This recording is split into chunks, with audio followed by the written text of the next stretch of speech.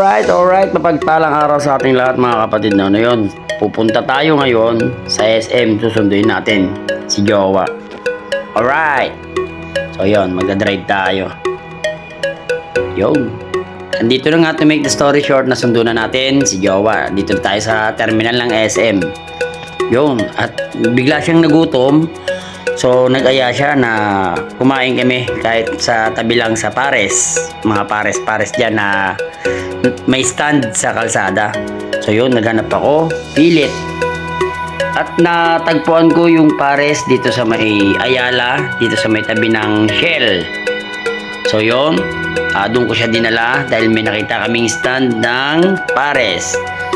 Actually, nakapangalawang beses na yata namin kumain dito at sadyang masarap yung pares na to. Yan si Kuya. Shoutout sa'yo, Kuya.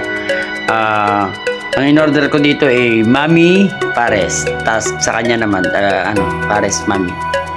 Pares lang pala. Sorry. Alright.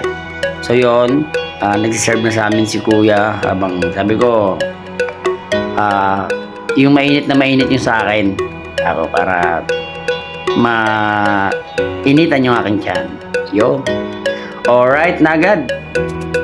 At yan nga, pinaghalo-halo nyo na yung mga condiments, no? Nilagyan na ng kalamansi. Yeah. Alright, lagi yan. Napakasarap dito ng pares.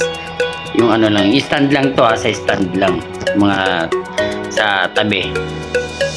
Pero talaga, totally ang sarap talaga nito. Nakadalawang beses na ako kumain dito eh.